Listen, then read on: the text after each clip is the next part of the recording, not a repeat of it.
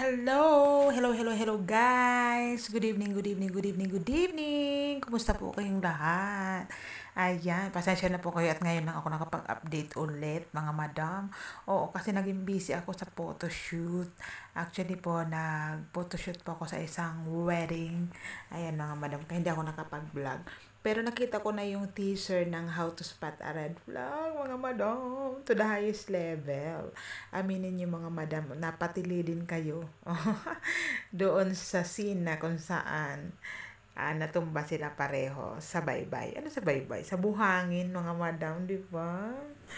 To the highest level. Yun talaga yung paulit-ulit kong pinapanood.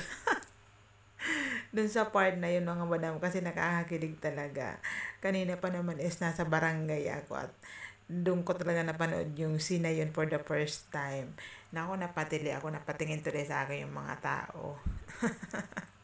Sabi nila, alam ko na yan, Don Bell na naman yung pinapanood niya. Kaya, dahil gano'n naman talaga ako kapag Don Bell yung napapanood, napapatili talaga ako. Lalo na kapag mga nakakakilig mga madam, hindi ba? So, yun na nga mga madam. Napakaganda nga ng teaser.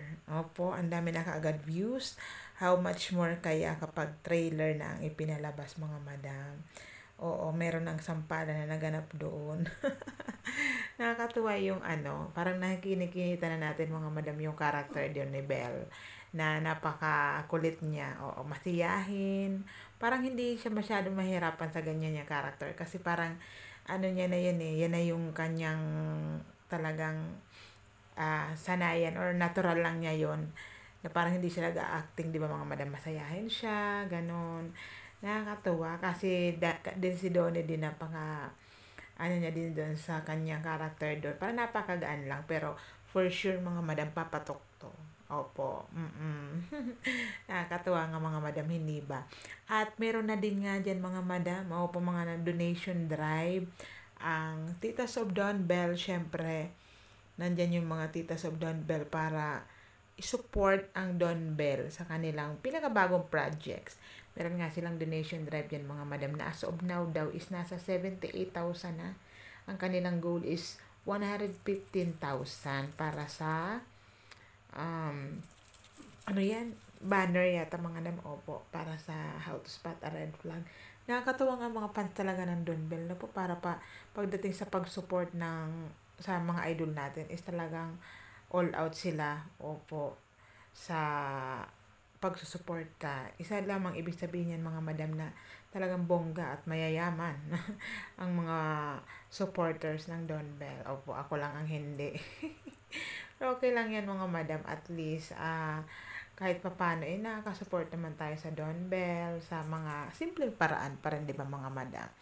And then, meron pa nga dyan mga madam na nakakatuwang tingnan sa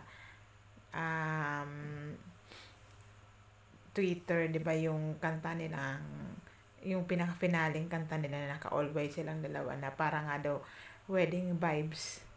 Opo, yung wedding vibes yung datingan nila. Nakakatawa si Donnie kasi mga madam, no? Ilang seconds lang yata mawaglit yung kamay niya sa pagkakahawak sa kanya. Talagang word na siya. Napatingin na talaga siya. Pasimple pa siya eh. Na in-offer niya yung siko niya para kay Belle para makahawak dito. Napaka-gentleman, di ba mga madam? Tapos pagdating doon ano ba yun? Save for our children na kanta. Di ba kasi ang kanta nila doon is parang, alam niyo yung kanta yun ng mga madam? Nakalimutan ko. Parang basta nakalagay doon, save for our children. Nagtingin na silang dalawa. Aba! May pag-uusap na to mga madam sa future. Tapos, nakikita niyo dyan mga madam yung